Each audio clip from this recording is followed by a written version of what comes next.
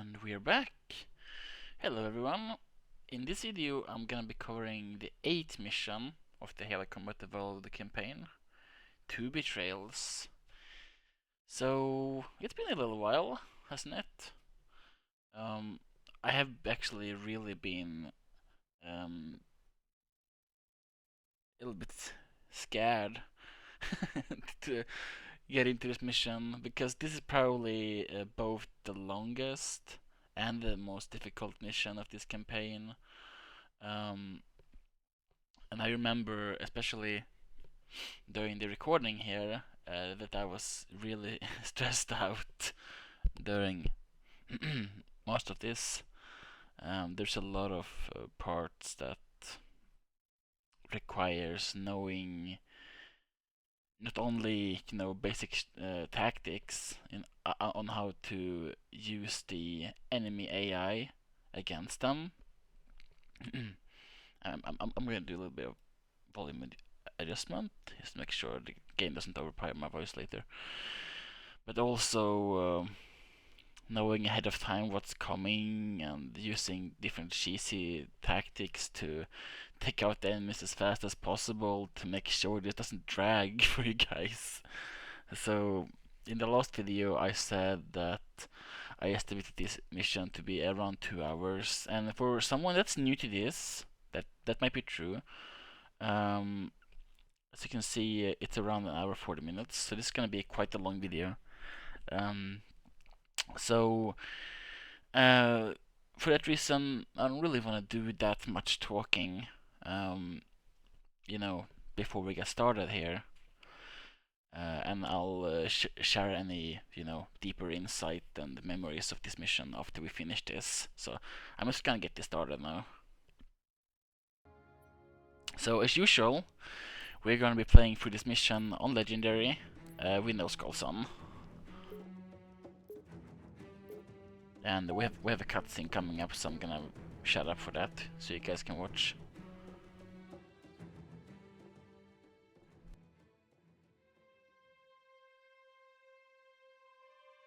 Which means that any organism with sufficient mass and cognitive capability is a potential vector.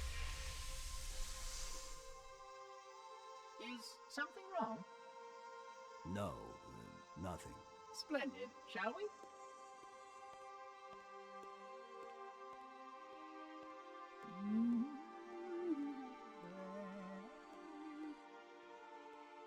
Unfortunately, my usefulness to this particular endeavor has come to an end. Protocol does not allow units with my classification to perform a task as important as the reunification of the index with the core. That final step is reserved for you, Reclaimer.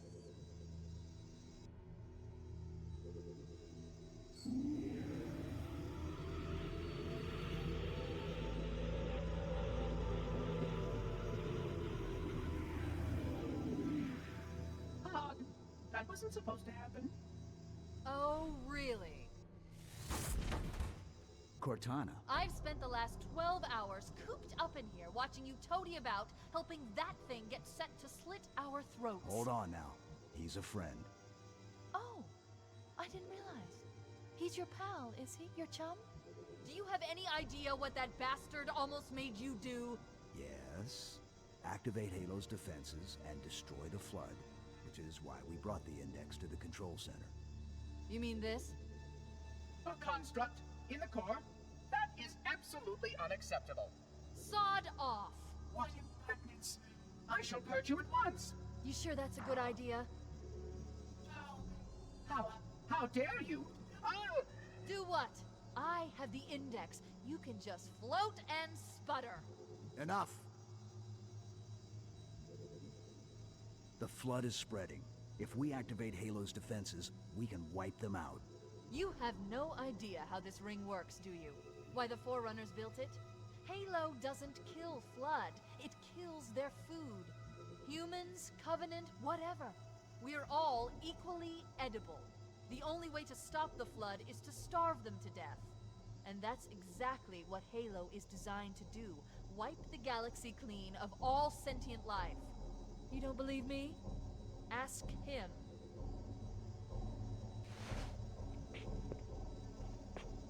Is it true? More or less. Technically, this installation's pulse has a maximum effective radius of 25,000 light years. But once the others follow suit, this galaxy will be quite devoid of life. Or at least any life with sufficient biomass to sustain the flood. But you already knew that. I mean, how couldn't you? Left out that little detail, did he? We have followed outbreak containment procedure to the letter.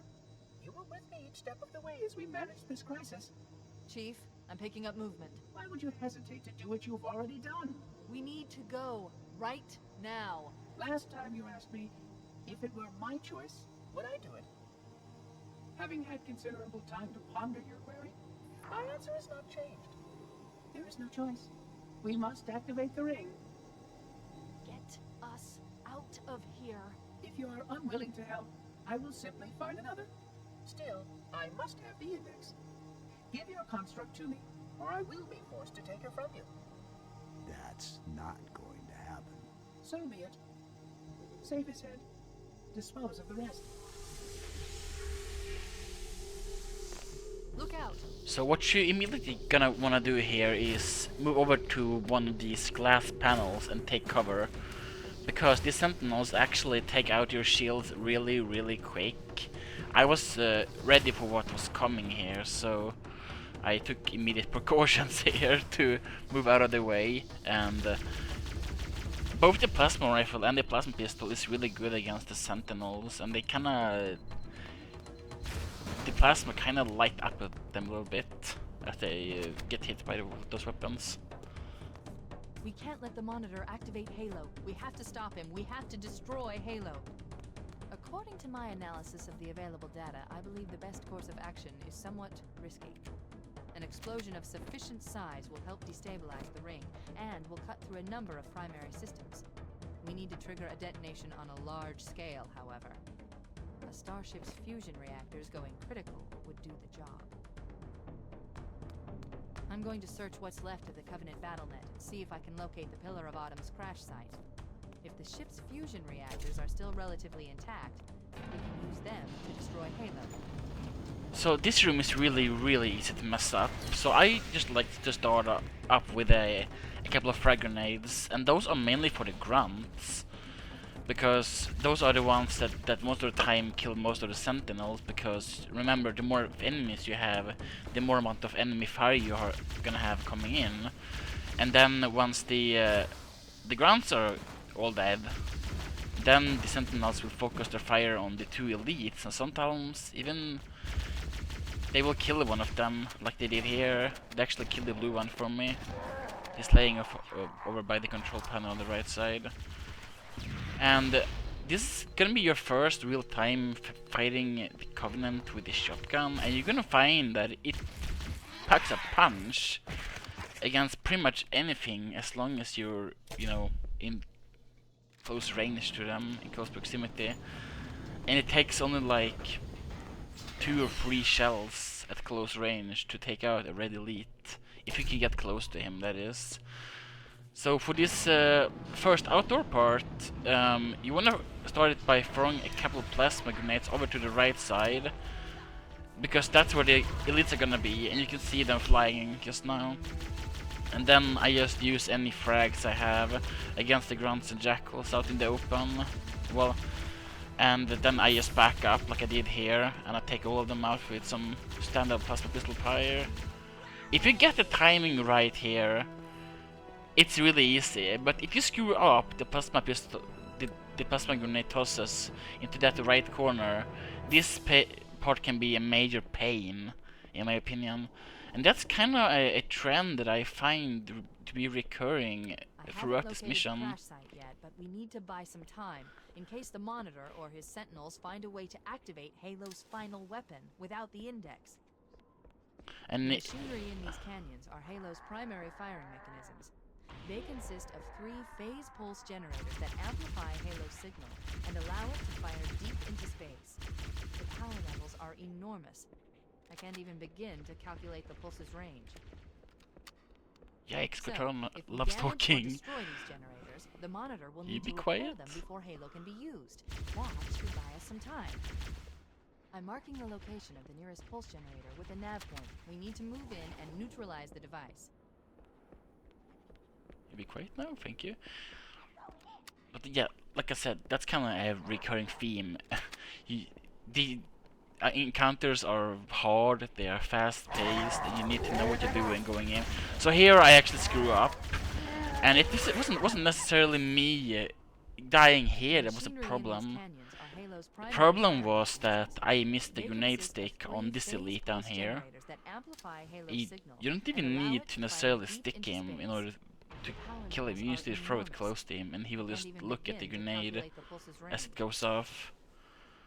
So, with that done, the monitor will need to repair them before Halo can be used.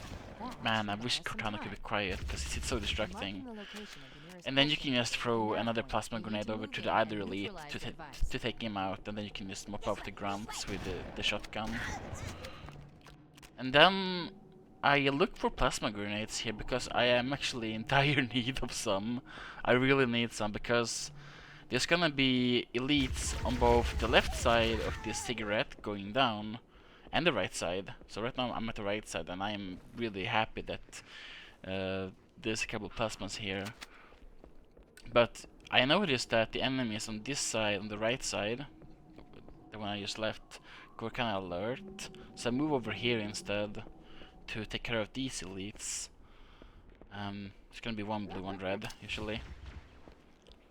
And I just throw plasmas at them. And if they don't connect, you can probably just pick up a plasma pistol and use that to take out their shields. Now what I like doing is I use the needler for this part. Not necessarily this part, but a little bit further on. And because I was really aggressive going down the right side earlier, the enemies are actually alert here still, and they kinda know I'm here. You know, they are just not on, you know, patrol, chilling out.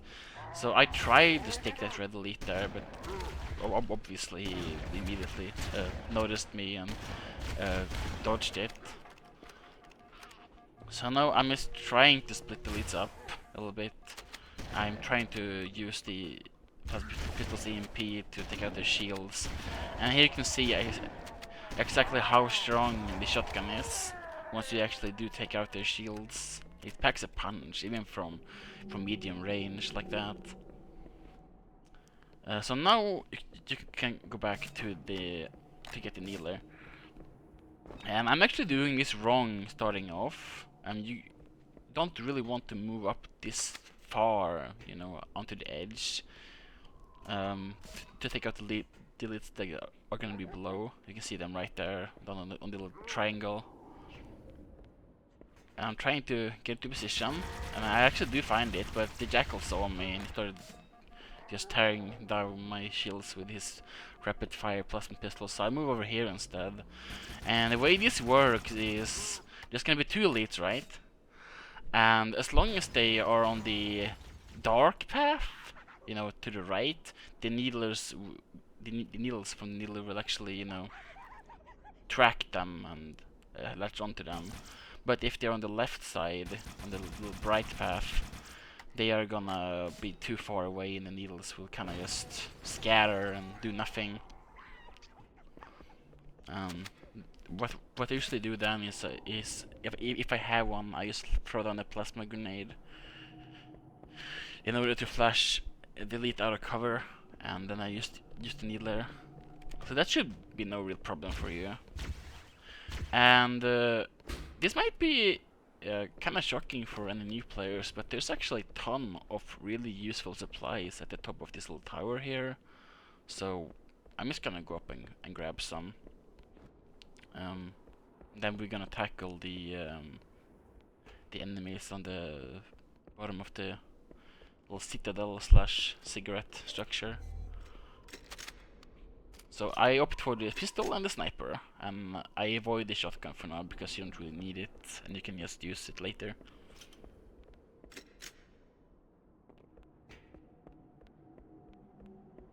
And because I cleared all of the levels out from above, from the top floor, there is really nothing down here now. It's just a couple of grunts down at this floor, and I just take them out with a pistol like this.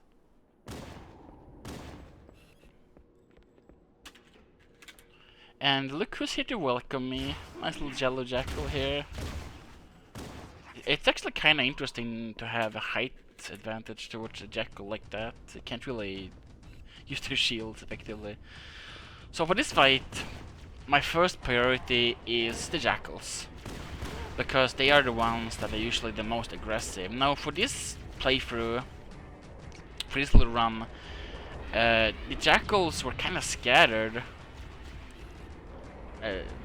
which usually doesn't happen. Like we had one at the top, just one down there, and as I'm now moving over to the right side, you can see one down there as well.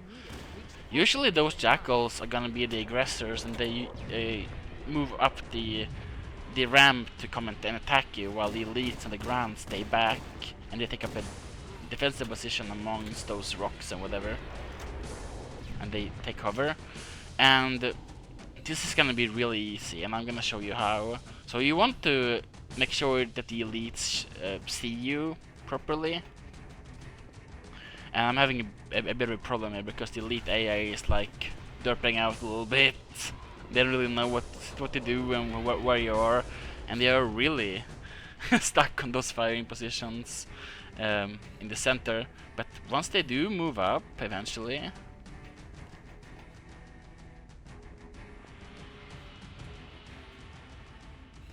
there we go, finally. You can tag them with a sniper, and you don't need to kill them with it, just shoot them with it, and watch them go and take cover behind that rock, and then fire a rocket kinda at the edge. I just shot at that elite in the head because it was a blue one, but for the red ones and the gold elite, this works wonders. This is a really great way of just mopping up all of the elites. You can see how easy it is, and you even have a health pack if you screw that up somehow. And now the only thing you have left should be just the tank and a couple of grunts that you didn't take out earlier. So what I like doing against the tank is I like taking cover behind this little overhang structure, because the tank can't really fire through it that well. I've seen it happen a few times, sure, but it's really rare. Usually the tank will just, you know, derp out a little bit and just shoot at the overhang. And usually it takes 3 rockets to kill the tank, and for me it took 4 because I hit the ground somehow. That's it! Area cleared. That was easy, right?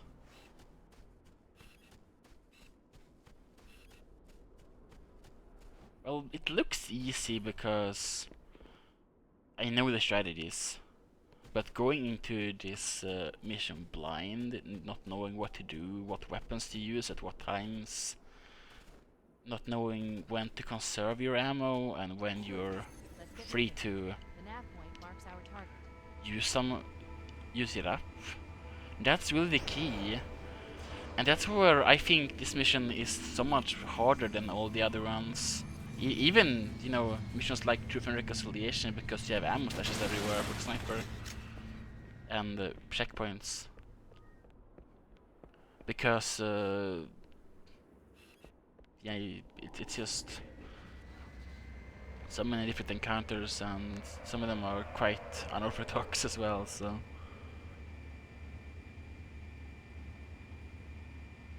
So knowledge is key, and that's kind of why I'm making this video for you guys, and to make it a little bit easier for you to make it through this. I've actually been watching Halo walkthroughs for a long time myself, and this combining in the fact that I play this game pretty much every single year. It just happens that this time I ended up recording it, so.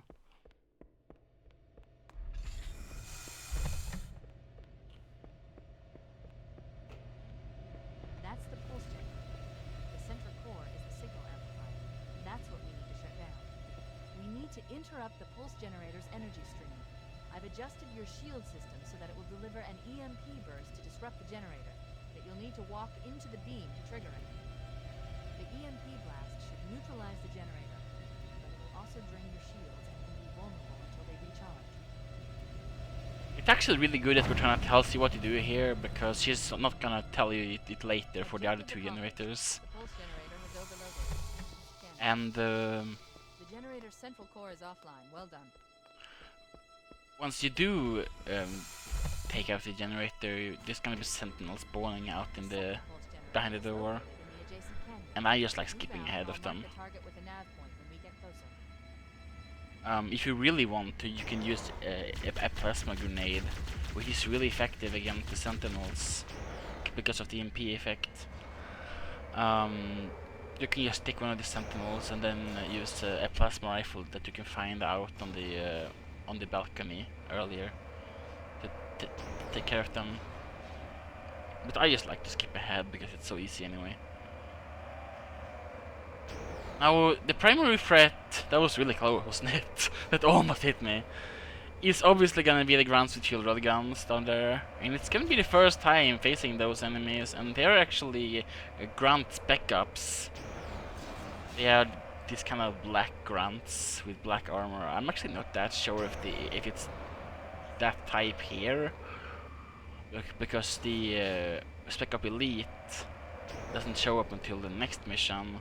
But these guys do have shield rod guns, and there's gonna be quite a few of them down on the bridge. So I just like to take them out first, and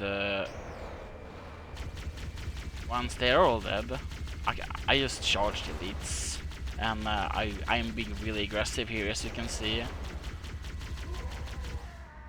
And I go over to the door, and somehow That's the way to the next canyon. I have never seen this before, but somehow there's still a jackal over there on the left side. Apparently, I didn't kill him before, so I'm messing around a little bit here, trying to kill this jerk. He's being obnoxious with his shield. So I'm wasting quite a lot of pistol ammo here, and after a while, when I'm going through my second magazine trying to kill this guy, I'm like, screw it, and just throw away a rocket at the flying. So that was a pure rage rocket, I guess. Oh well. For this room, you don't want to use the rocket launcher at all. You actually want to save it as much as you can. And luckily, we have a nice and friendly plasma pistol delivery guy here that hand delivers a plasma pistol. And I move over to the window on the left, and I throw a plasma grenade pretty much every time. And with a little time you have before you get too lit up with plasma fire, I actually try sticking one of the elites, and I didn't do that this time. I was really lucky to kill this guy just from, you know, proximity damage to it, because the elite wasn't fast enough to dodge. And then I noticed that there's another blue elite here, so I just throw a frag at him to weaken his shields to make him go into cover, which I did here, and then I just finish him off with some plasma fire.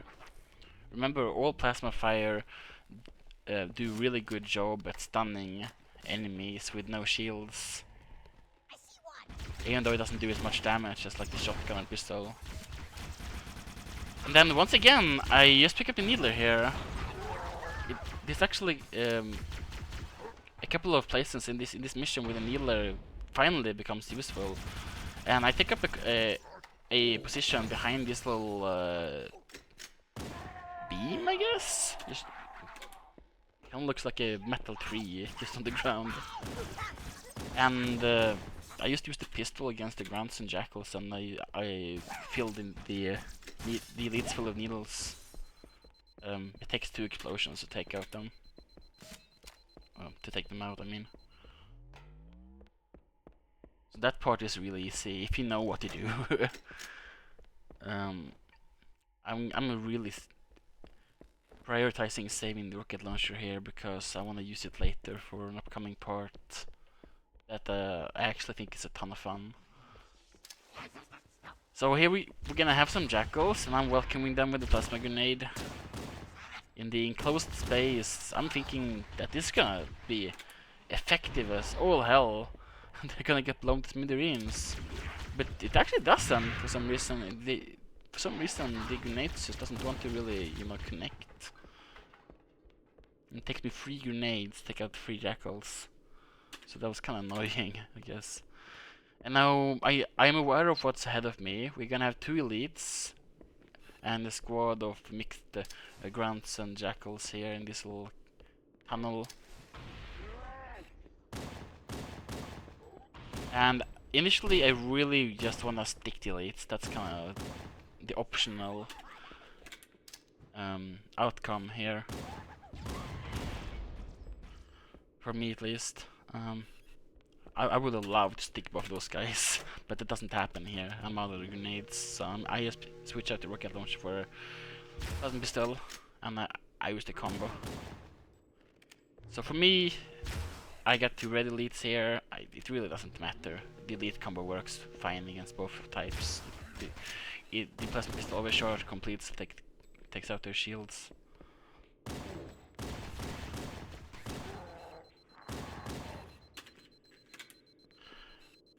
And once they're all dead, you can go back for your rocket launcher here. And this is something that sometimes happens when weapons get stuck in the wall like that. No, you might be wondering, what the heck are you doing? It's a fair thing to say because pistol is nice, but for this part. The deal is actually really nice, and this is one of my favorite fights. So you're gonna hear or see the flood spawn in on the right here, and they're gonna go over to fight the elites. And this is something that you're gonna see a lot of times on this mission. The flood and the elite fighting each other. And this time the Covenant will always win. So what I like doing is I like throwing a grenade long toss, and then I just grenade the elites. So I kind of use a bit of mind game here. Then you're gonna have a gold elite with a sword and a squad of jackals running around the corner. So I just take the gold elite, and then I'm ready with my rocket launcher for the jackals, and I blow them up. So that was pretty much the perfect scenario. I've had that the elites dodged the grenade somehow a couple of times. And I end up being swamped with the jackals because they charge you down. They're really aggressive. But as long as you, you know, place your grenades properly and use, well, it's not really mandatory to use that little long bolt grenade trick for this part. But it's kind of funny just to watch the elites just look at the grenade flying past them, and then you just place a couple of them at their feet. So make sure you have plasmas here. It's really fun. And the way the rest of this room works is the flood are gonna come out the door on the other side of that barrier when there are only 2 Covenant enemies left. So what you kind of want to do here is trying to pick up all of the grunts and jackals, but the thing is, for this part, I actually opted against going back for the pistol, because I know that I can usually find one from these guys, and obviously if I didn't, I would just go back for it, you know. But there's one just lying there right in front of me, and I'm watching that. And I have a pistol. Pretty nice, huh? And now taking out the the combat forms is really trivial. You just take cover behind that window or whatever piece of cover you feel fitting. Just make sure you remember my advice when it comes to the flood from the last video, that to hold your position whenever you have a big group of flood coming up. Because if you let them get into firing range of you,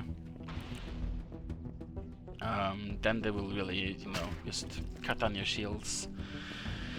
So here I'm running around a little bit because I have pretty much only the 12 or so rounds with the shotgun left.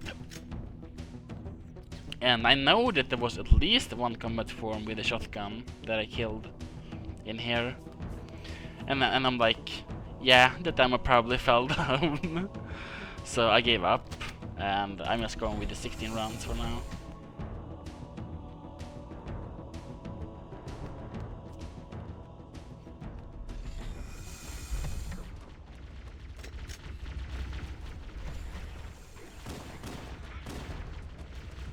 So, on this bridge, obviously, you're gonna have the Flood and Covenant fighting each other once again. And you might want to know that the Covenant have actually, you know, when you do encounter them, a lot of times they are hunkered up in a big defensive position somewhere in order to fend off against the Flood. And they keep in teams like this, where there is a lot of elites in various ranks. So the nature of the encounters is a little bit different, but what I like doing here is I just like the Flood to weaken the elite as much as possible. And I was thinking about switching out the shotgun for the plasma pistol here in order to try to take them out, but the elites actually moved up, and the gold elite was like, I'm gonna shoot you! And you can see how well that went for him. You can just stick him really easy like that. And then the shotgun was enough to take out the rest of the elite shields, and then I just took them out with the pistol, so that was pretty smooth, not gonna lie.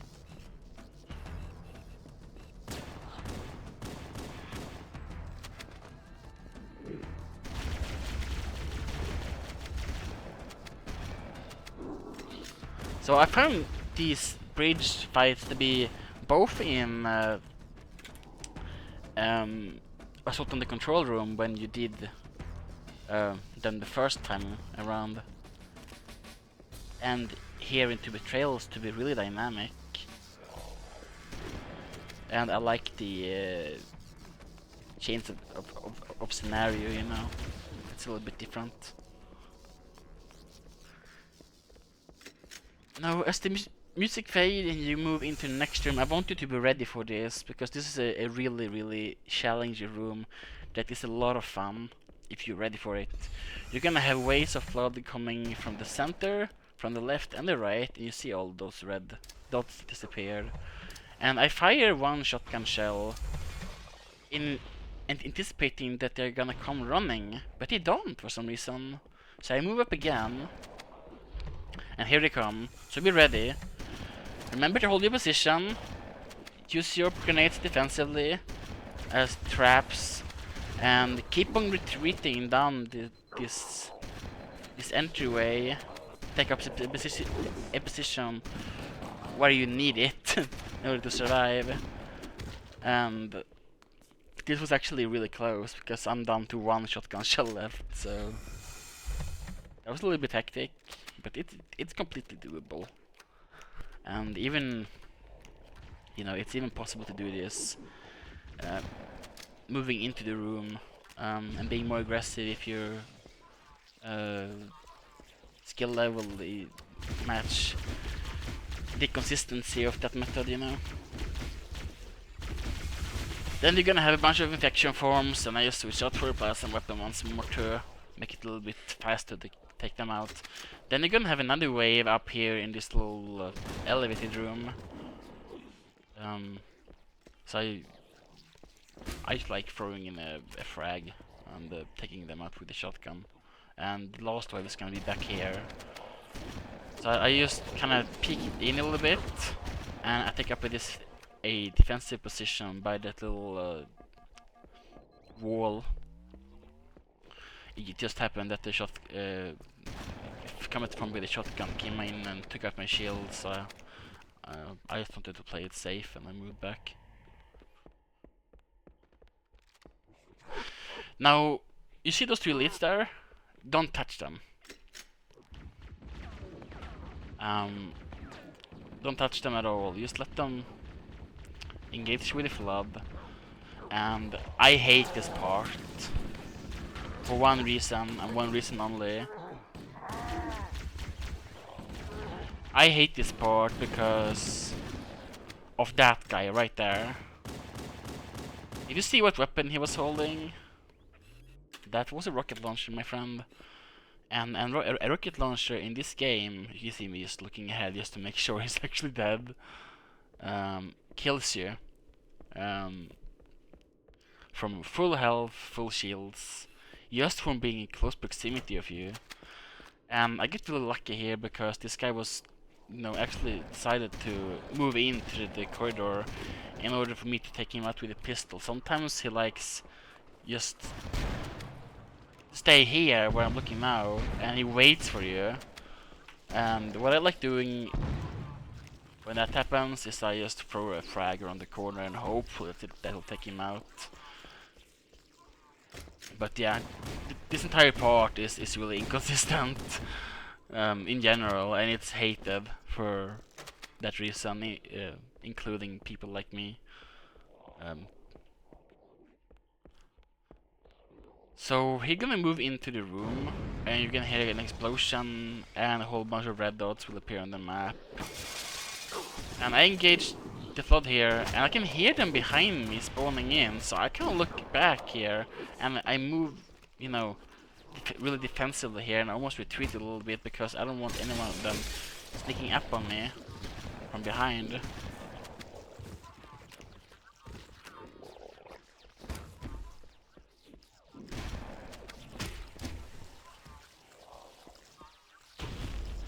And this room is mainly just psychological in general, because there's no music and you only hear those horrific flood noises. Just imagine it, you being stuck in these, strange forerunner structures, and fighting this zombie race that wants to turn you into one of them. It's horrible, really. Especially if you know what the flood that does to you, It's terrible. So sometimes you're gonna have flood in these little tubes, and I have pretty much every single time I played through this mission, there's always that guy with the assault rifle. So if you're having trouble taking out all the faction forms, you can just grab that. I used to use a plasma grenade for this room for that purpose. Like this. That works pretty well too. Just remember not to stick when they come from the infection forms accidentally. So for this part, remember you still have your rocket launcher and your shotgun. The first priority is actually taking out mainly the carrier forms, because they are the ones that are gonna be playing peekaboo with you here, and they show up behind the little shield, metal shield thing, and then they blow you up like this. Luckily, I use some spacing here in order to, predict that. And I'm getting fed up by the banshees here. They have forced me to go into cover twice now, but now all the flood are dead. And notice how I deal with it. I let the banshee get into a dive bomb, and once I do that, he flies straight. And once he flies straight, you can just fire the rocket at him, and it will always connect. So that's really easy. Fortunately, while my shields were down, there was a few infection forms at my feet, so they took me down to 1 health here.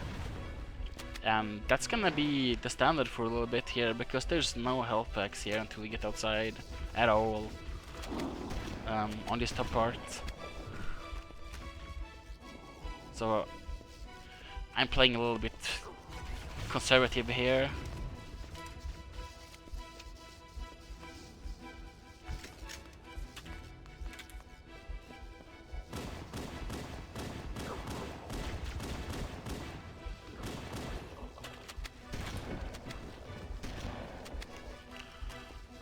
Okay, so the pistol that you just picked up is crucial for this part coming up, because on the far side of the bridge you're gonna find a bunch of human combat forms, those guys over there, all of them have rocket launchers, every single one of them. So I just stay the hell back, and you can see him just aiming for me, and here comes. He still has it, so he just fired rocket wildly, and that was really lucky. You can see me shaking my head in disapproval. So I just take them out, and the optional outcome here is having them all being, you know, killed in a way so that they will drop their weapons in order for you to use the ammo.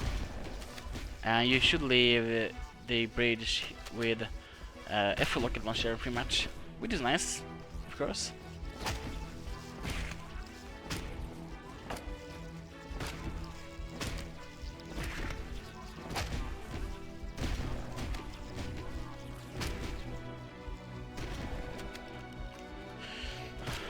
And that's pretty clear once you take out all the infection forms. So that was bridge number 2, remember? So now we have one more room to clear before the elevator going down. And then it's time for some outdoor combat.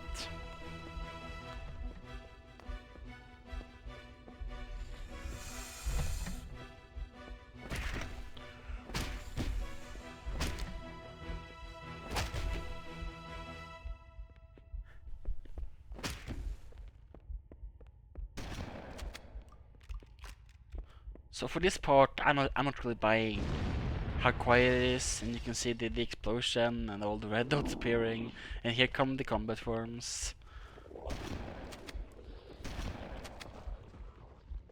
So I'm just waiting here. I'll let them come to me. I play it nice and safe because I have 1 health.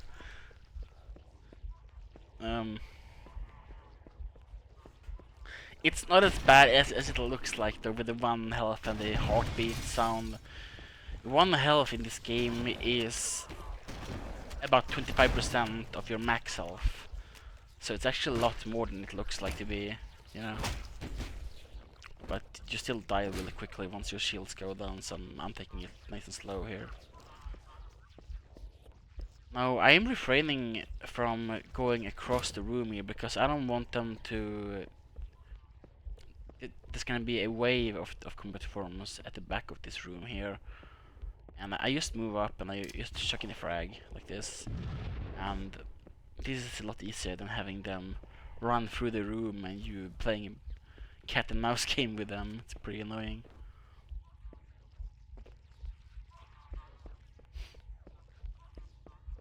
That room really shouldn't be a problem for you even at 1 health. Now this next room coming up, and the last indoor room that we're gonna have, is more creepy than really difficult. You're only gonna have human combat forms here, and none of them are gonna have any weapons. And coming up here, you can hear the creepy music starting here, and I hate this room because of it.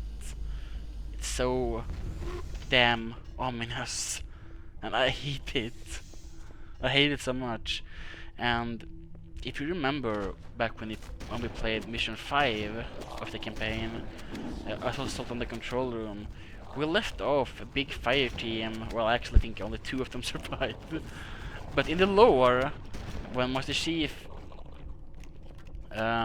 enters the Forerunner structure, all these rooms, you remember this is the room with all of those sleeping grunts that you killed earlier, and the 2 elites that were patrolling in the center. He leaves fire team Sera, or whatever they're called, outdoors in order for Forerunner to come and pick them up to evacuate to safe position. But because Forerunner dropped off Master Chief at the swamp area to go look for the captain, these guys never got an evac, and once the flood got released, these guys were all infected, and this is the result. They are just all here, just, you know. all holed up in here. So I just find it really creepy, especially knowing that ahead of time. It doesn't really get better. So this outdoor part I hate. Not necessarily once you do get going, but before that, when you're inside of this doorway, it's really easy to screw this up. So most of the time, that elite is gonna move over to the right side and mount a ghost. That didn't happen here, but as you can see, we still have a ghost, so I'm not actually sure. And then you're gonna have a banshee dive bombing you, and then this ghost here. So you just want to take them out with a rocket launcher fast before the tank gets a chance to tag you with that mortar. And I think really that's the hard part. Being able to do that in quick succession without the tank getting a pot shot off. And finally, holy freaking Lulia, we have health packs. And there's also a ton of rocket launcher shotgun ammo here, so feel free to just top off your ammo here. Now for this upcoming part, with this little tank fight here, you can see once again the Covenant have taken up a defensive position with turrets and shields here, with a height advantage at their back. And what I like doing here is I like focusing my attention on the turret to mop up all the grunts, because they will remand them really fast once one of their comrades gets taken out.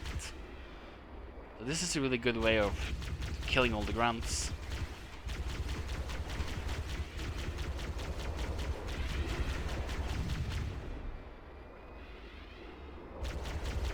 And then there isn't really a concrete strategy on how you can do this.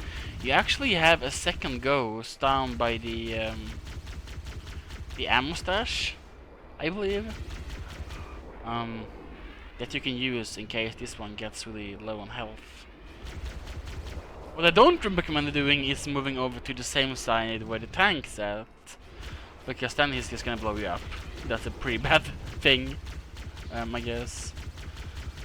But usually I just take out all the enemies here with a ghost, and I try to make it as easy for myself as possible. I really don't want to move in too far here because of the tank. But note that there is no elites here, for whatever reason. I'm not sure actually if I killed it already with some fancy work with a ghost, or if they were all, you know, infected earlier. I don't know. I'm actually firing at that bush because it looks like an elite hiding. And now I'm gonna show you a fun little dancing lesson. So this is how you dance with a tank. You keep on moving all the time, and I say dancing here as a joke, but if you do get tagged by that mortar, it's a one-hit kill. And make sure your rockets do connect. If they don't, you have more ammo down by the stash. And 3 rockets once again will be enough to take out the tank. So pretty straightforward.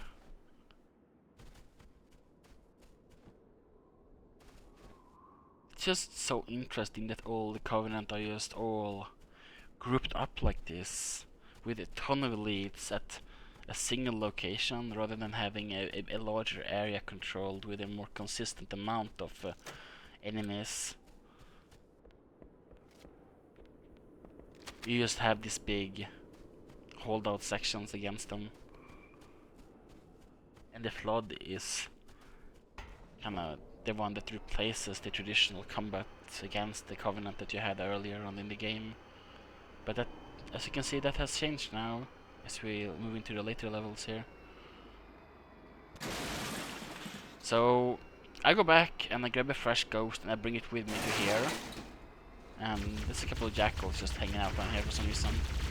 So I don't know. I just take them out. with the Ghost.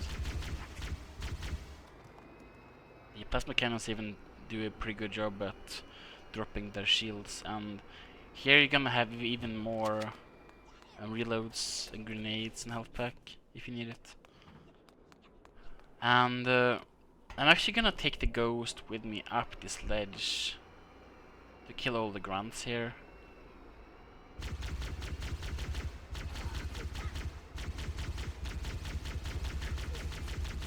Because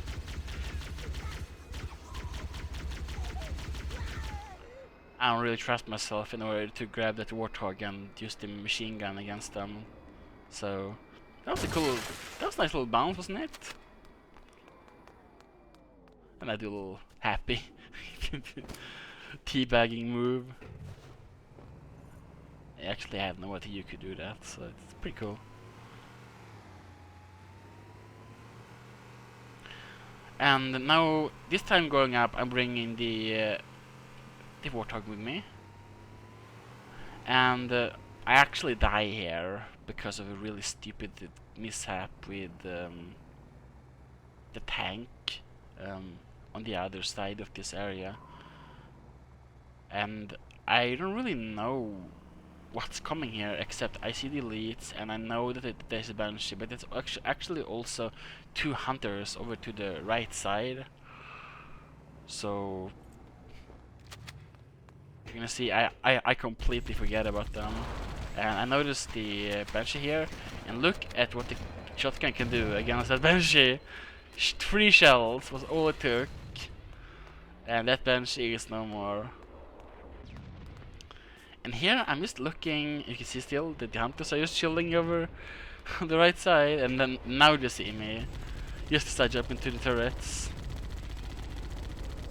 And they start crawling slowly up towards me, and I'm just super focused at these elites. And there you have it, and it just missed me, it barely missed me, it just flew right past me. So that was incredibly lucky, honestly. So now I'm like, right, it's hunters too. So I just go to take them out. And usually when we take out hunters in this game, we would have a pistol or sniper, right? Or a sniper, right? Because they count this as headshot weapons, and we'll take out the hunters in 1 hit if you hit their explosive flesh. Shotgun works pretty well too. It only takes like 2 or 3 shells in total to take them out, so it's pretty easy. And now I'm like, I'm a little bit pissed about being at 1 health again. Kinda sucks. And I'm looking at some opportunities here for me to be able to take care of the elites here. So I fire some rockets, and the tank actually killed one. So I actually laughed out loud here when that happened. I thought that was really funny.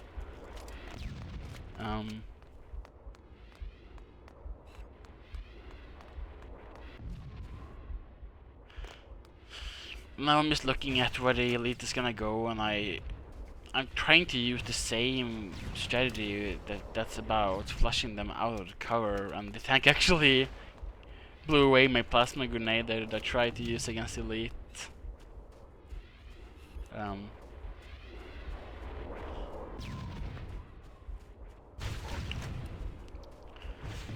Note that there is loads of rocket launcher ammo available for you in the previous areas. If you do run out, you can just go and get more if you want to do that. And then I get a banshee. Finally. And you get this really nice soundtrack, which is just a big relief for me. And I kinda get my bearings a little bit, I see what's left, and I switch my focus to the tank, because I'm kinda tired of its mortars, to be honest. The noise of it. And you can take out the tank with a banshee bomb usually pretty easy. Just takes a long time, and you have to be moving constantly to make sure that the Wraith's mortar doesn't get you, you know, because that will kill you in one hit for sure. And now I noticed that there is something shooting me from behind, so I'm turning around and look, there's another Banshee here, apparently, that I didn't kill earlier. And there's actually 2 of them total, including this guy. So there's actually another one just circling around above me somewhere. And then I circle back around and I go back to switch my attention to the tank. You can see me noticing that the tank thinks I'm still over on the right side somehow, and I'm too far away for him to actually switch aggro and switching, you know, firing locations. Like, and now he notices, and now he finally notices me and starts shooting at me. So what I usually do here is I do a big figure 8 around the tank, but that didn't work for me for some reason this time. So, and this was really annoying because it sent me all the way back. So, second try, I guess.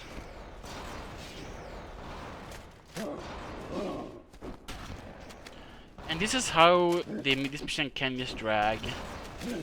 When you do one thing incorrectly and you just screw up once somehow, there is no relieving factor for you in this mission at all. It's just all you. Your performance. There's no marines, there's no, you know, easy cheeses. You just have to persevere through every single encounter, and it's so stressful. You can see me being stressed here because I can hear the Banshee shooting at me or circling around close. And he finally does show up, and then he just flies away for some reason, and I just find it really annoying because I wanted to kill that jerk. So here I'm just waiting for him to come back.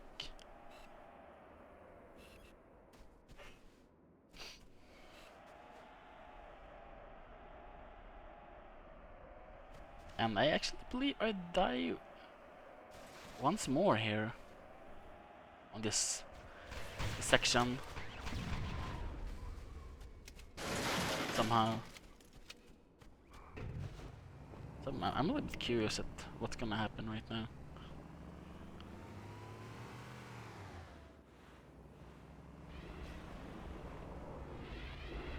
Oh right, the tank decided to move up like that. This sucks. And he actually tags me with a mortar. So now I'm fed up, and I actually chose against going out of the Warthog to kill these hunters, and I just take them out with the Warthog like this. And that's probably the easiest way to do it because how fast it is. But either way, feel free to kill them with a shotgun if you really want to. This doesn't make any sense to me why I first of all completely forgot about them, then I used the wrong method. And that's kind of how it is playing through this mission a lot of times. You just die, you restart your checkpoint, and you try new ways at approaching sections that are unfamiliar for you. Or new ways of just doing stuff that are more efficient in general. So here I'm actually kind of hoping that the tank is gonna be nice and helpful again and kill some of the elites for me. That doesn't really happen though. Instead I take a position here and I try to strip their shields with the turret. Doesn't really work that well. They just take cover. And then it takes about 10 to 15 seconds depending on elite ranked for them to regain their shields. So it's pretty much pointless. Instead, I fire a rocket over at the turret, hoping to take it out. I miss.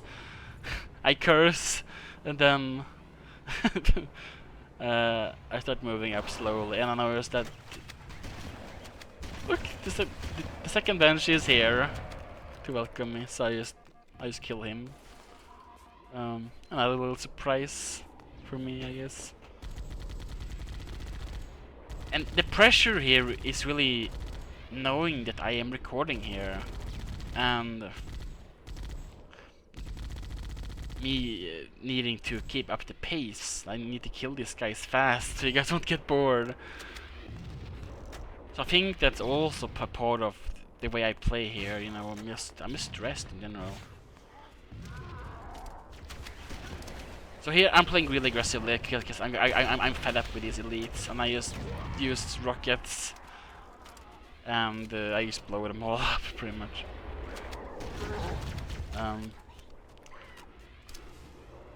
And then I just throw a grenade over at the little hill to kill the grunts. And once again, we're off in the Banshee.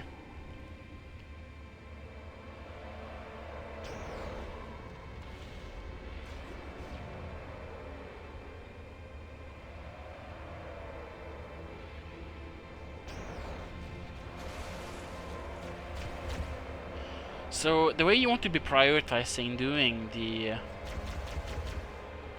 Banshee fighting is first you want to take out any other enemy Banshees here. This in total I believe there's 3 of them. I killed 2 from the ground with the shotgun, and I just killed the 3rd one here with my Banshee.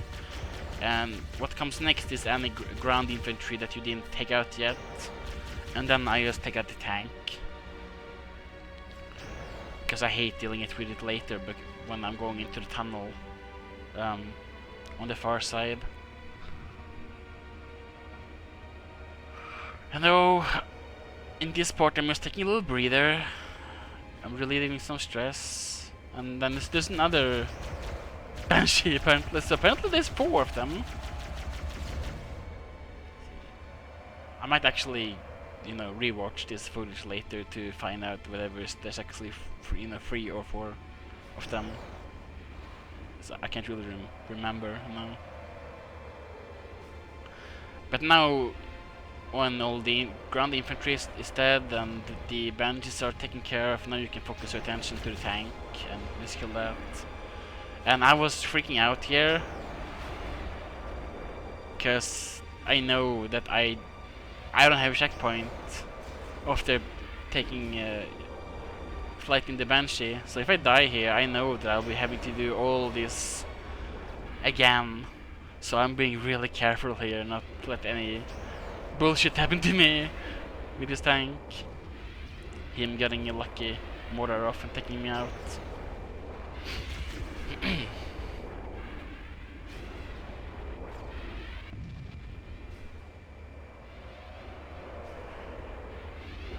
So here I'm thinking that the tank should be dead soon. I think that he actually doesn't have that much HP left. I see the smoke and all that stuff, you know. And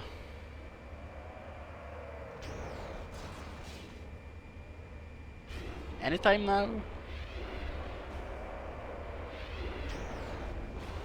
Oh, I missed actually. Dang. Missed again. You can see how stressed I am here. I'm just really tryharding. And actually, something I do want to mention to you guys is if you go into the little indoors area, you can find a health pack around a dead elite and a dead combat form. But that's really it. There's no really enemies or anything inside. Now with the tank dead, the next priority becomes to take out all of these enemies on top of the cliffs. And here I'm especially concerned about the grunts with the field of guns and the gold elite. Once again, I want you to notice the defensive position that I have taken up here with the turrets and all that.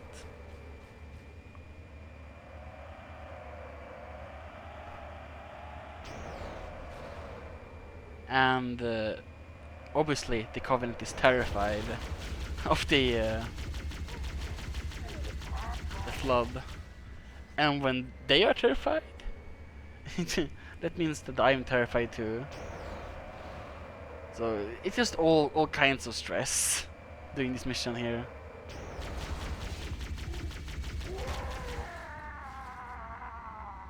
And now I get out of the Banshee and it splatters me. So don't do that. How to avoid that is actually, you know, not parking up against the wall, and that won't happen to you. But in my opinion, that was pretty bullshit. That should never have happened. I should have just been fine to, you know, get out of the Banshee and progress.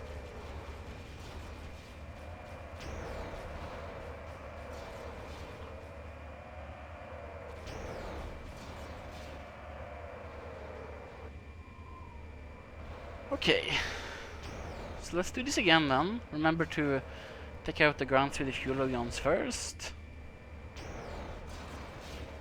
And then you can go in for a dive bomb on the wall elite to take him out.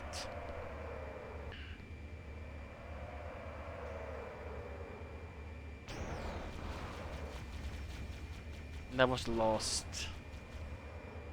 ground with the fuel gun. So now I'm going in for the elite here. I tried going into that doorway on the top there before, and there's actually nothing. It just leads to a red door. So don't bother. Well, sure, if you want to explore, then go right ahead. But there's nothing in there, so... Hence, why I don't go in there, you know? Anyway.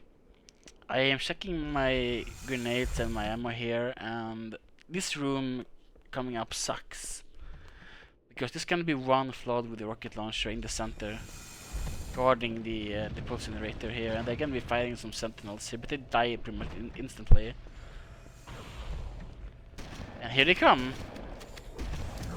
And there's the guy with the rocket launcher. And I know he's still there.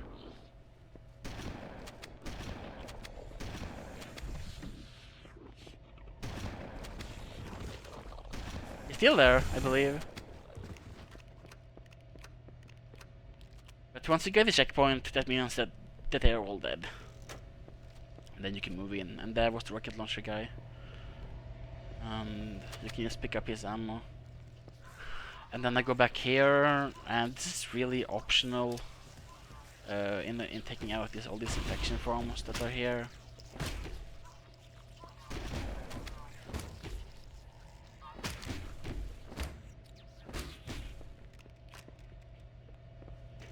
But now the really difficult part starts, and the difficult part for me here was not the enemies themselves. I know that they're gonna be coming out the door.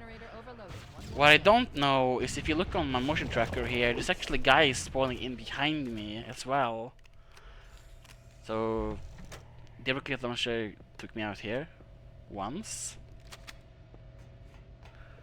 And once more, I go up and pick up the ammo. I skip the defection forms, I take out the reactor, and I throw in grenades in order to take out all the guys, and the big chain reaction followed by another rocket by one of the combat forms takes me out a second time. I hate this part, I hate it. Because it feels cheap, especially with all the guys that spawn behind you for whatever reason. Like, usually that doesn't happen for me. Like, I don't remember those guys being there. And I still don't, you know, watching this replay. I always, you know, remember only having to deal with the enemies coming from the door. So here I'm a little bit clueless. Like, I'm not sure what I'm gonna do here. Like, what if I die again? No. So I just decided to throw one grenade at a door. hoping that that's gonna take out most of the guys with the rocket launcher. Then I move into the room, and the guys that did spawn inside the room somehow gets funneled up into this cover that I take here, and I just wipe them all out with a shotgun. I have no idea if this works every time for you, but once you go again, follow with the grenade and the rocket against the door. Fire a rocket behind you to take out all it is and the guy is over there, just to make sure you have, you know, cover and you won't get surrounded. And then you stick up a position, fire the rocket if you're able to do so without blowing up yourself, and then just kill all the flood with the shotgun. So that part sucks, and you can see how it sucks because there's so many guys with rocket launchers. So now comes the fun part. She put down 1,200 kilometers upspin. Energy readings show her fusion reactors are still powered up. That tunnel leads to the next section of canyon. The final pulse generator we need to destroy is through there.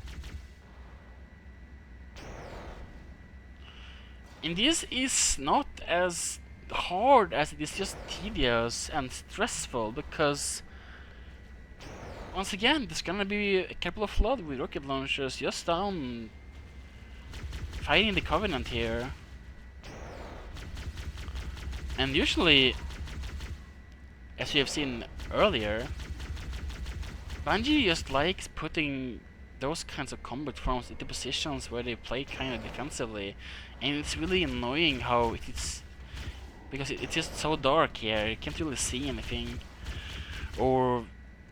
and that of course includes the combat form with the rocket launcher.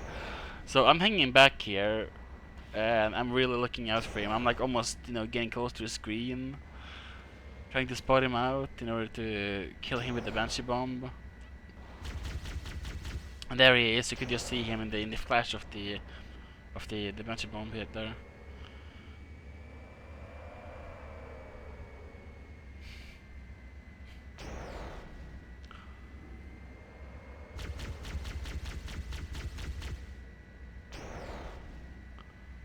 So I just keep on. I'm gonna look for him. I'm not sure if he's actually dead or not, but I think we're clear for this first wave. Yeah, we're good. Then you can go down if you want to and pick up his rocket launcher ammo. I don't, because I know there's a second wave here. It's right around that corner and pretty much all these guys are gonna have rocket launchers. See, that guy has one. He's running straight for me, and I'm like, oh crap!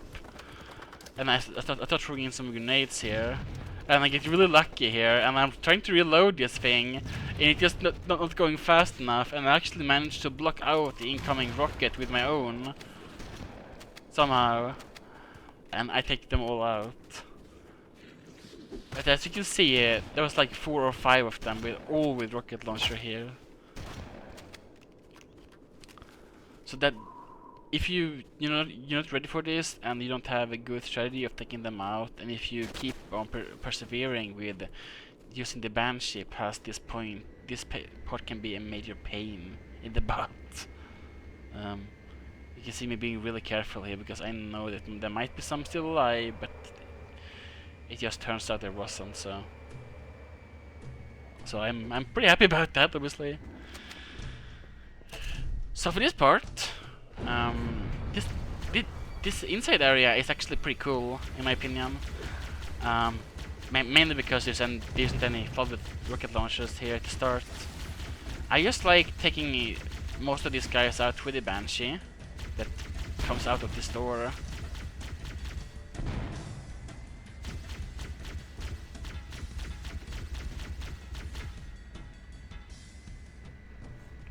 And once I get a checkpoint, I go inside to check if there's anyone left. There isn't.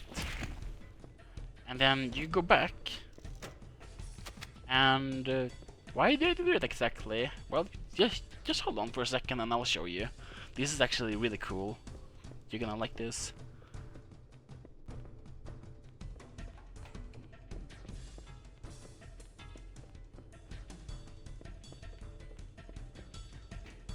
So back here, for some reason, there's a ghost just here. And I don't know why Bungie decided to leave this here. I'm actually clueless. But what you can do here is a little trick that I learned way back from a really nice guy called forumsextreme.com. I might actually put this guy in the description so you can check him out. But he made a really good walkthrough of this game back in 2008, so it's like ages ago, right? But it's really good quality. And he did something like this. So he just takes the ghost with him and he parks it backwards through the little gap in the door, and then you can push it through with the Banshee like this, and you can get back into the ghost now, and now you have a ghost for this upcoming part. And this is awesome because it's actually really useful having a vehicle in the upcoming parts. It's really a deal breaker, to be honest. And something that's worth noting here is it's kind of important that you move slow here, because if you don't let it's actually possible to skip out of some of the spawns here of the flood. And if you don't let these guys spawn here, then the banshees at the very end of the mission, where you go to the last pulse generator, they won't spawn either for you, and you can end up with no enemies in the upcoming parts and no banshees. So make sure you take out these guys. You can skip a lot in this mission if you feel like it. I won't, because I want to show you how you guys can actually fight this out. But this part, if you want to complete the mission without cheesing it or doing whatever exploit you might be doing that makes it so that you don't need a Banshee later, whatever that might be, you need to take these guys out. It's mandatory. So just take your time and just kill them all with a ghost. Now, I haven't really touched on combat with a ghost earlier, and there's actually two firing modes, even though it's not really obvious. But notice that I am firing these plasma cannons semi-automatic. I click for every single time, and when you do that, the shots become way more focused and way more accurate, and you can more easily take out targets from afar, like this. Especially when you have guys with rocket launchers, like I just took out. So, and also when you just hold down the trigger, hold down whatever button you use for shooting, the cannon will go haywire, but the accuracy will fall dramatically, and the shots will go everywhere.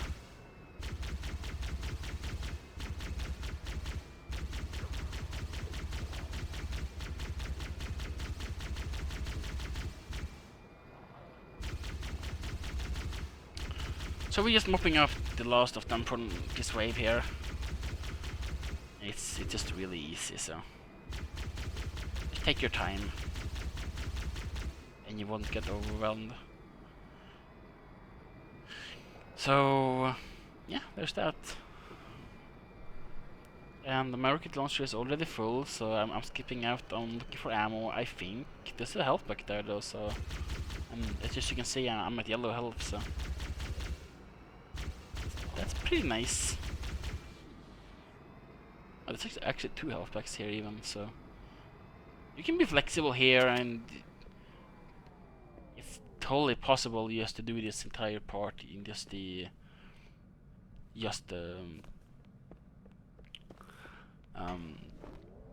by foot, if that's your preferred way of doing it, but the ghost is just easier.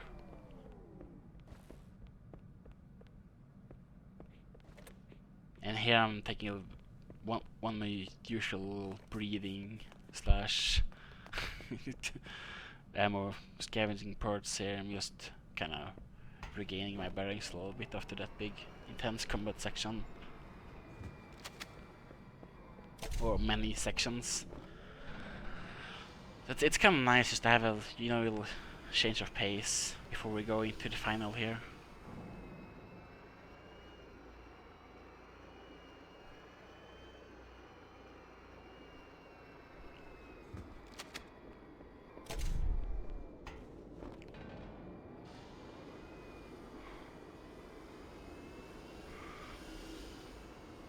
So here is you're gonna have multiple things happening at once. The Covenant is already spawned in as you move up here. What's not spawned in is the Flood, and they spawn on the right side of this little cliff here. So just hang back and let them go in. You see a little tree by the right side? They usually hang around that. So that's where they all spawn. So I just, you see, they just spawned in now. All the combat forms over there. So what I like doing is I just like taking up a nice chill defensive position by this little hill here on the left side. And I just watch the Flood and the Covenant fight here. You can see how they have taken up another defensive position on that hill in order to fend off the Flood.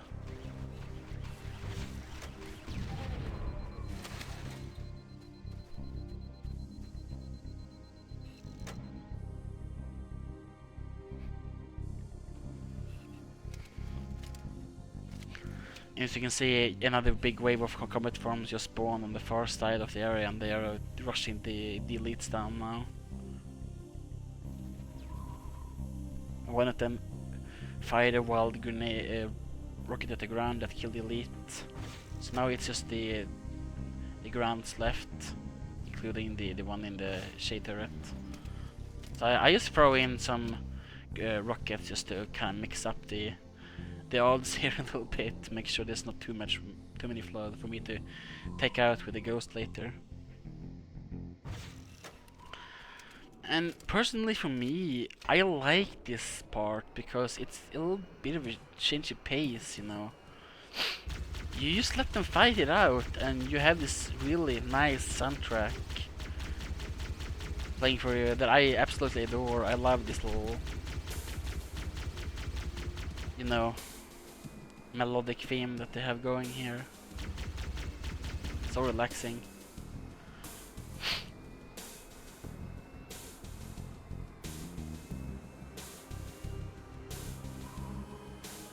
So here I'm going back, I'm just making sure there's no combat forms that are still here that could have rocket launchers. They do spawn in predetermined locations, like they're handpicked where they're gonna be by the developers. It's not random. All of them are there because the developers wanted it to be there. I just don't remember exactly where they are all the time here, so.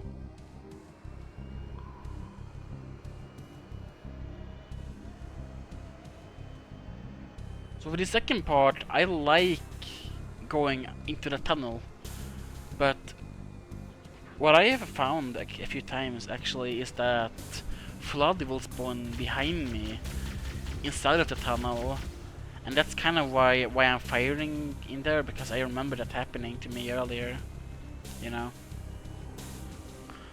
So I'm just playing this nice and safe here, and this time the Covenant is actually the guys that end up being the aggressors, and I'm having a hard time getting enough Flood to engage them in battle here, because these guys in here didn't spawn for some reason, which was kind of strange.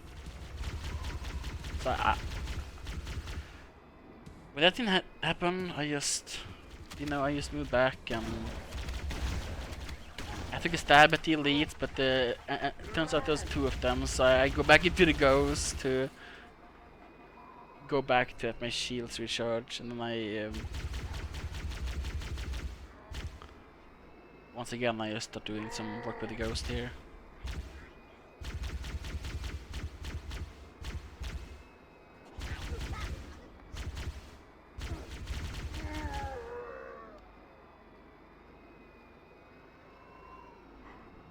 Now, noting the flood on the far side there, all of those guys are gonna have rocket launchers, every single one. So just make sure that you take them out from range, or they will blow you up 100%.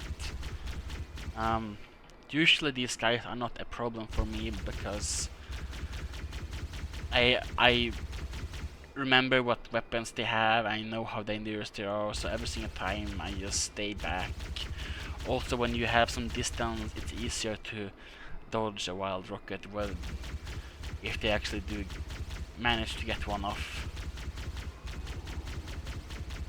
So, just take it nice and chill here.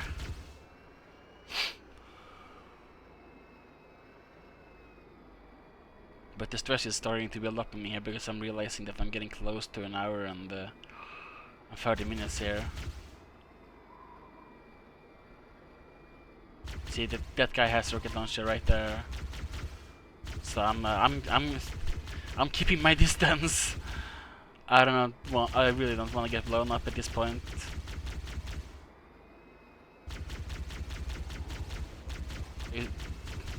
And there you have it. That was really lucky that it didn't hit me. So yeah, area cleared. And now you can just jump out of the ghost and get whatever reloads you can, and then we go into the final big fight.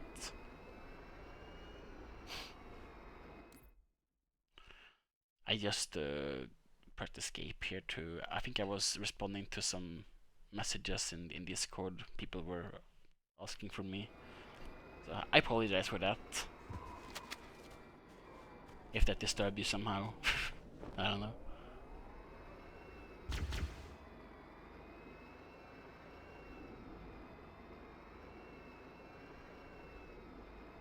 So I'm just looking for grenades, and I'm looking for anything useful.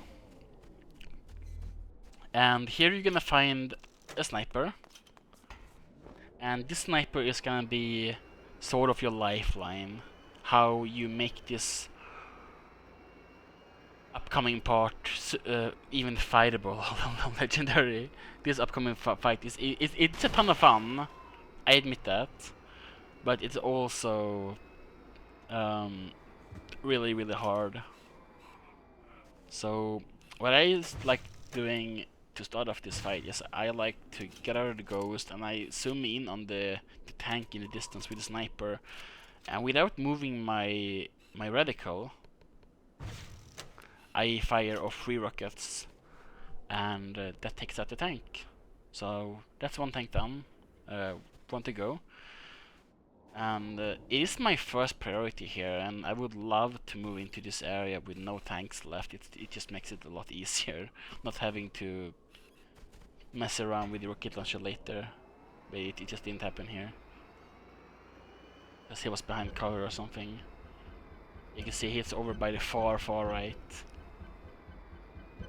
And here you're gonna have another section where the Covenant has taken cover up against the cliff face. And you can see the Flood are moving in to fight them. But this time, every single time, the Covenant will actually win against the Flood, and you end up taking all of them out yourself. So there's gonna be a couple of spawn triggers here. I don't know exactly where they are, but I do know for a fact that they trigger a bunch of invisible elites to spawn in. I believe in total there's gonna be 5 of them. For me, 3 of those spawned at this little ramp where I'm standing now, overlooking this area with the sniper rifle. But some of them might spawn in by some of the rocks or amongst the Covenant that are holding out here. But I do know for a fact that those visible elites usually are kind of split up from the main Covenant infantry.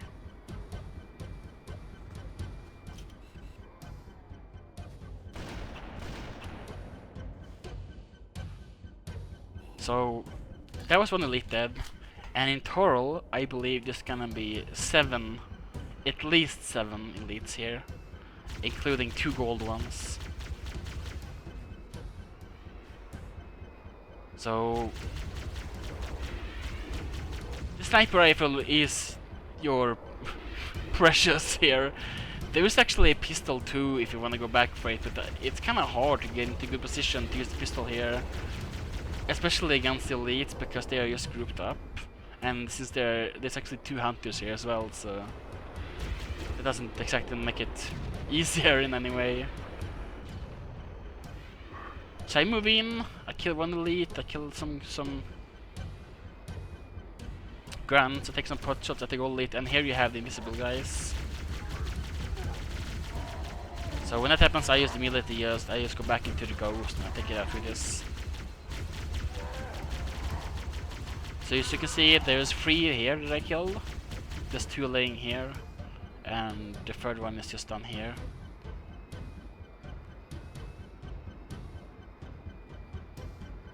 You can see the goal is just looking at me. Now, I believe there is a point as well where you hit the trigger and even more elites spawn in.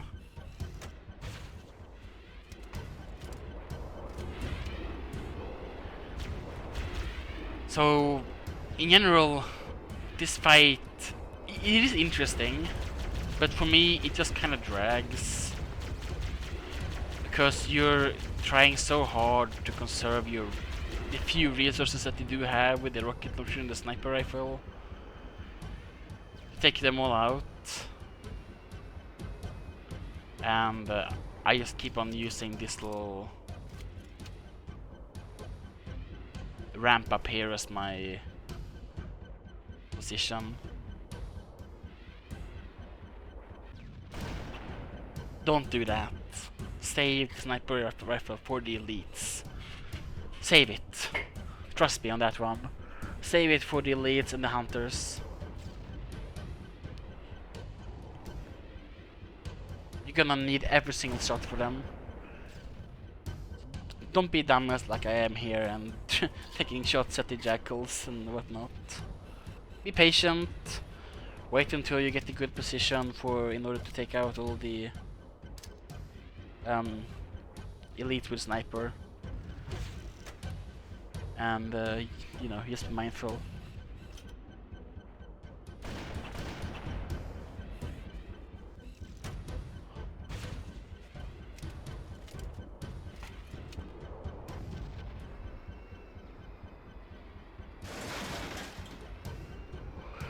So here I'm realizing that I'm not having much luck with the sniper rifle here. I only killed 1 elite so far, so that kind of sucks. I'm just going back for a fresh ghost.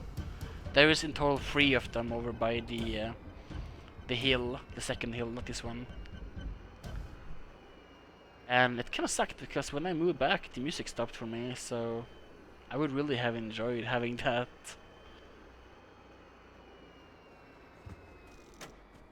You know, for the full fight. But since we pretty much have the majority of the enemies left already here, we are forced to fight in silence. So, how have you been doing? I actually did my finals just a couple of days ago in uni, so I'm done for the summer pretty much. And I'm starting a nice little summer job on Monday that I got just part-time, something to make it through the summer, you know.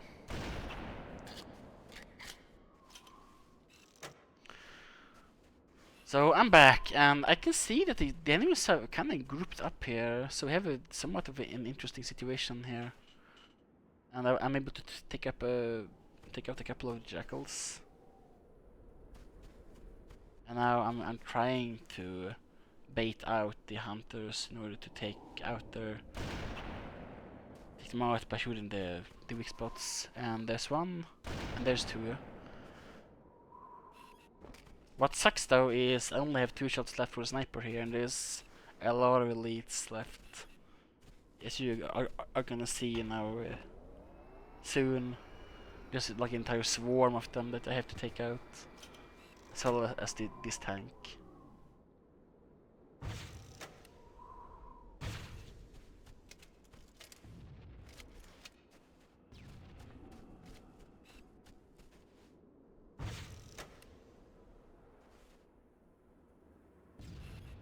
I got a little bit lucky here because one of the combat farms with the rocket launcher actually got blown all the way over to where I'm holding up, you know.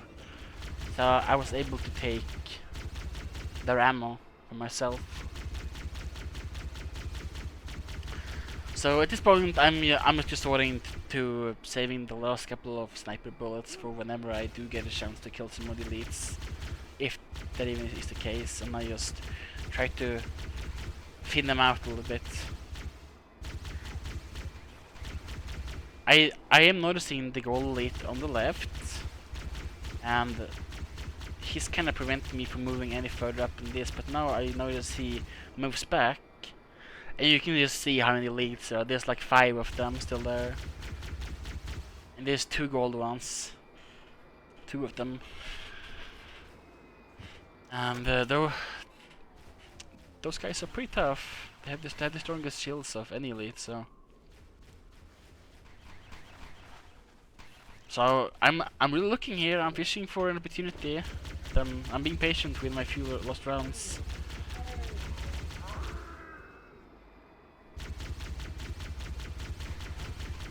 And if there's any blue elites there, I can kill them with one headshot. So that's kind of what I'm going for here. The elite miners.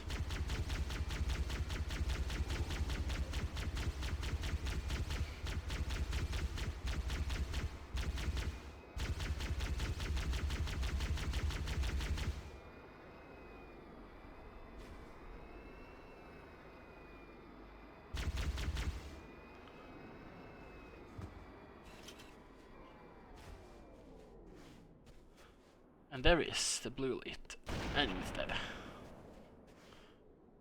And there's, I believe, the 2 gold ones and 2 red ones left.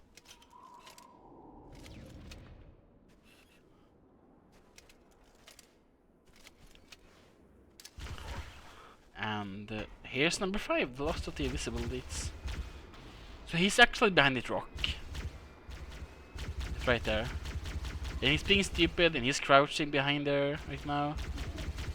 There he is. And then he goes back. And he crouches once more. And I just move around. And I'm mowing down.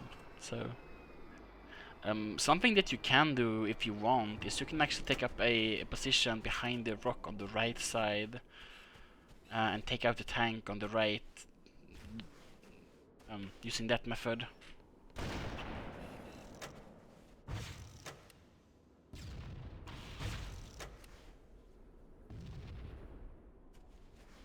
But that's another one of the red elites down. Now we have one more red elite and the 2 gold ones left.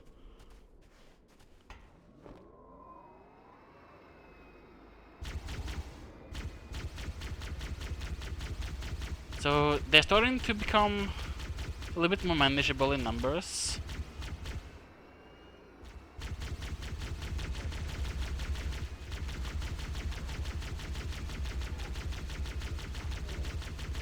So I'm just being really aggressive here with the ghost here. I wanted to die already. So I can finish this mission off.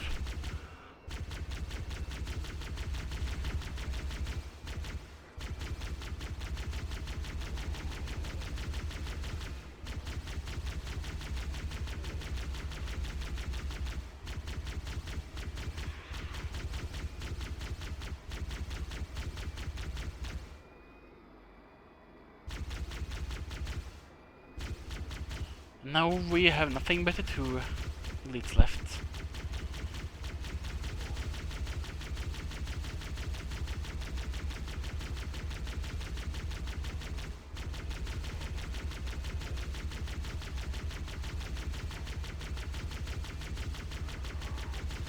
can see him just doing his little strafe movement over and over again, because he can't find any good cover positions in order to fire from. And then there's just the one red elite left. There he goes.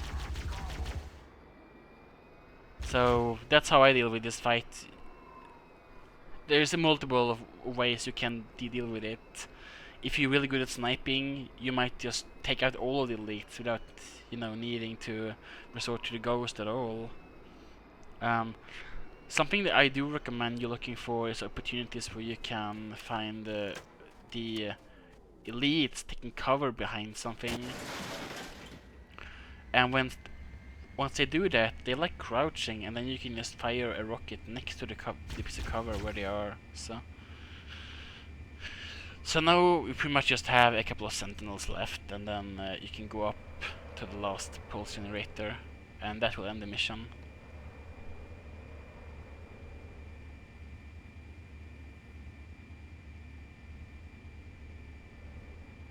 So what you want to do here against these sentinels is they are actually a lot more dangerous than you might think. Their beams do a lot of damage. A lot of damage. Almost an unreasonable amount of damage. They will kill you really quick if you get right in the middle of them. So I just like hanging back once more. I know it's getting a little bit tiresome because you see me doing this mission already, especially with the fight that we just, you know, cleared out. But something that can be of reconnaissance for you is that, or to some help for you, is that once again these sentinels will kind of start glowing a little bit when they get hit by any plasma fire, and that includes both of the handhold plasma weapons, the pistol and the rifle, and these cannons here. So it should be pretty easy, really.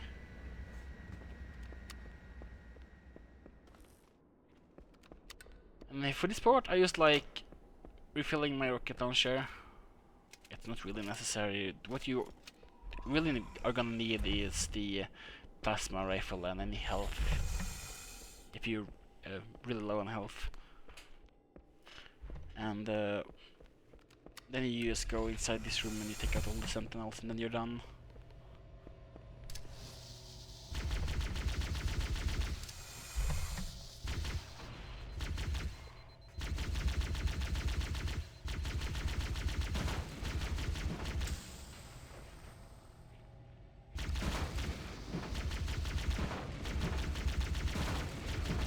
Just take out the ill defensive position in the doorway here and take them out one by one. And that's gonna be the end of the mission. I'm doing a little victory dance here. And I'm checking if there's anything left behind here. Shooting the glass for fun, but there's not. It's all cleared. Final target neutralized. Let's get out of here.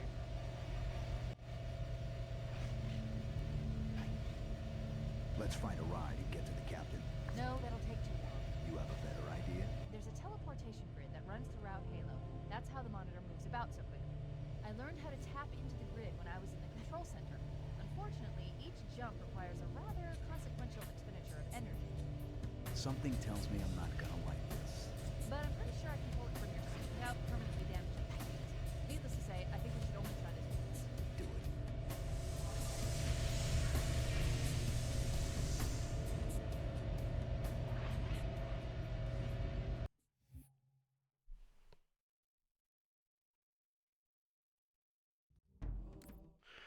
And there you have it. I'm actually gonna eventually I do get into the post carnage part, and I'm just gonna pause the video for you so you can see the amount of enemies I took out in this mission. So as you can see, there is 8 banshees, there are 5 wraiths, only the 1 ghost that we killed back on the first outdoors part. And a whopping 66 elites. That's a lot of elites. The 14 sentinels, the 131 Flood combat forms. And Browns and Jackals as usual. But yeah, like I said, there you have it. That's the 8th mission of the Halo Combat Evolved campaign finished, and I've been really hesitating when it comes to actually recording this because I've been really busy in general, and I've been struggling a little bit mentally also this last few months actually. There's happened. It's just some stuff that I've been dealing with in my personal life, I guess. But yeah, so this mission kinda is a throwback towards the earlier missions where you're leading your squad of Marines and you mow your way through these Covenant enemies. But suddenly, starting from the mission 3 for Frigate Spark, you find yourself alone, you know? And I've always looked at Two Betrayals as being the more, you know, easy to digest, I guess, mission when it comes to dealing with the concept of the Flood and just imagining what they are and what they do. And as you can see, you fight quite a lot of them in this mission. But I've always found that the open areas kind of de-dramatize them a little bit to make them less scary compared to when you were in the enclosed rooms and spaces that were sometimes even a little bit claustrophobic. And during missions like Free for Frigate the Spark and the Library, but you at the same time you can't really, you know, miss or miss out on noticing that the Covenant is, if not more, they are at least as terrified as you are. Sorry for the little hiccup. I'm actually quite hungry. I haven't had food in quite a long time. Anyway, the Covenant is absolutely terrified at the Flood, and they do whatever they can to survive. So pretty much all the time when you fight them here is when they have taken up a defensive position with shields. They have their turrets, their tanks, and they're just holding out, hoping to get, you know, evacuated. So it's really different in feel, even though you're fighting the same enemies practically. Just the Covenant, despite their rank and despite their status as individuals, they all just group up and they cooperate. They work as a team in order to survive against the Flood. And the structure of the Covenant forces that you have seen previously with powerful enemies like hunters and elites being placed in key locations just to, you know, illustrate the combat strategies of the Covenant. They don't really exist in the same way in this mission, at least not in my opinion. I feel like, especially gold elites, they just hang out with the rest of the guys, you know, because they, like all the other Covenant, just wants to survive. And there's something about that, and especially for a guy like me that has read a couple of the novels, the Halo novels, and I know a lot about the lore. Like it's something that I can talk about for a long time. Just discussing the lore.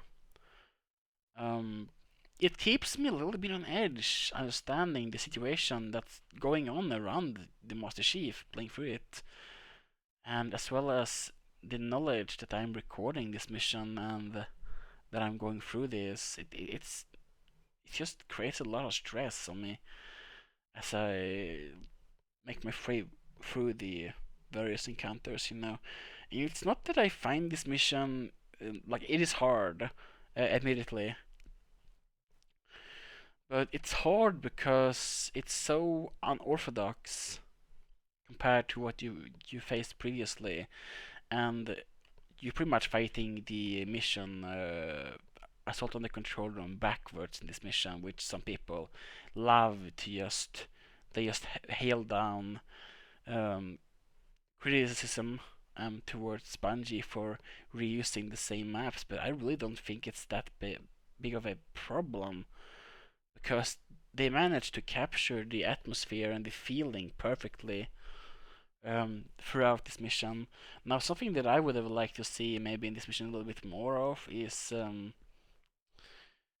well, more Flood and Covenant fighting each other. I love that. I really do.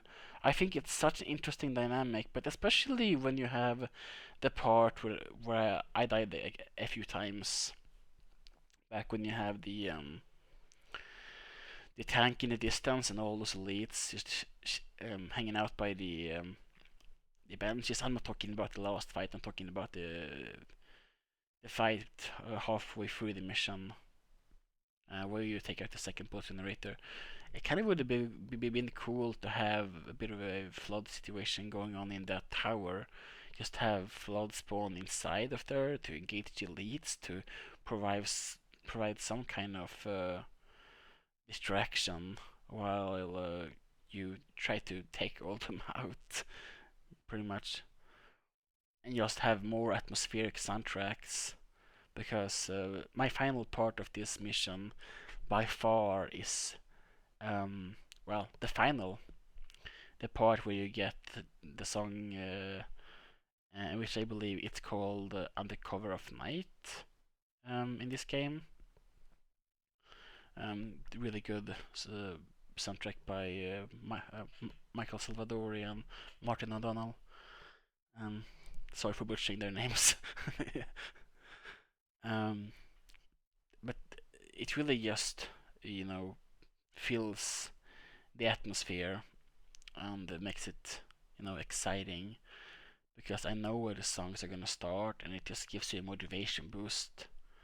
Unlike other games where you're gonna have music all the time playing and it just becomes white noise.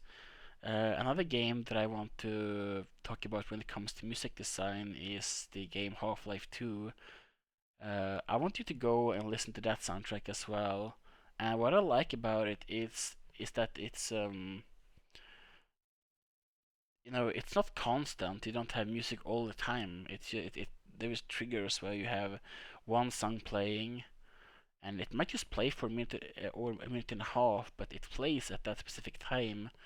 And as you replay the game, which you probably will, because like Halo 1, Half-Life 2 has a really good replay because of the it has really good replay value because of the interesting enemy AI. You're gonna know what these music triggers are gonna be, and you're gonna be excited about them, and you will look forward to them, and they kind of keep you going. And for me, going into this mission and being really intimidated because I know this is hard, I know this is long, and I know the nature of the mission as well and how different it is. Despite having a reused map from a sort of the control room, having the music triggers just really motivates me to keep going.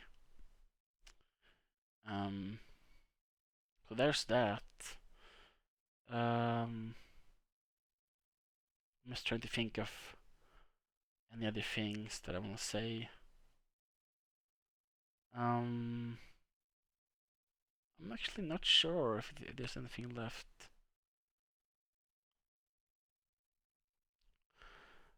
Like once again,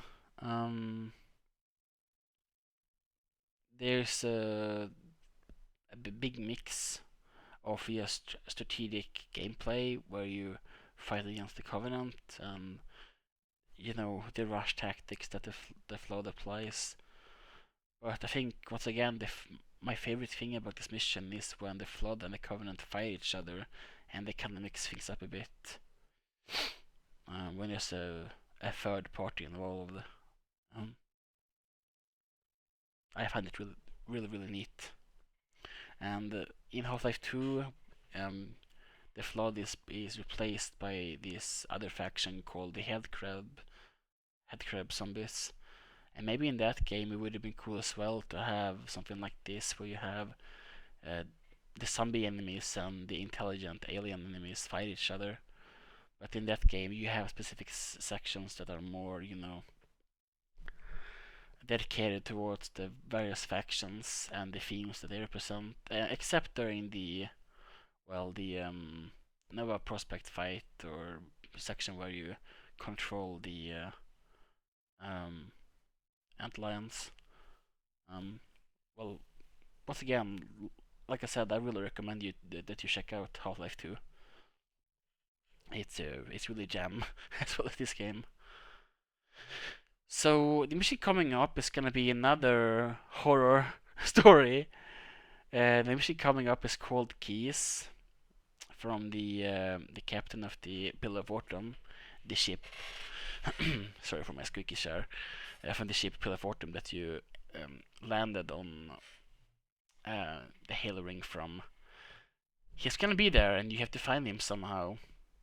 And it's just a really creepy mission that I think you guys are gonna enjoy quite a lot. Yeah, but other than that, I really don't think I have much else to say. We're almost done with this game. And once that happens, I'm actually not sure what we're gonna do. Like, I like recording, and I have been thinking pretty much since I started this, whether I was actually gonna go through with recording a full playthrough of this game on this channel. But I'm not sure what game I'm gonna do next, actually. I would really like you guys to leave comments, I hate begging for subscriptions and things like that, and I haven't done it previously, but I'm just gonna mention it. It does help to make this channel grow. I think I'm still at only 2 subscribers on this channel, and liking these videos so they get within the algorithm, so people see these, because I actually put in quite a lot of work on each and every one of these videos. So I would really appreciate if you wanted to support me, and as well as putting any suggestions in any of my videos, because I actually go back through and I check if there's any comments that pops up. They haven't been so far, but there's some views, so I know that some people are actually watching this stuff that I'm making here. Well, I'm just a humble university student, so I'm not trying to be, the traditional content creator guy here. I'm just sharing my nostalgia with you guys through these videos. But yeah,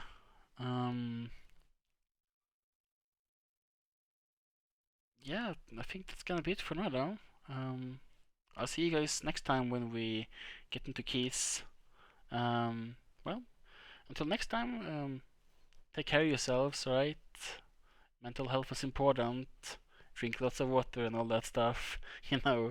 Exercise and all that stuff. Even if you like or prefer to sit and watch a 2-hour Halo episode like this one. Well, anyway, I love you guys. I really appreciate all of you, and until next time, thanks for watching.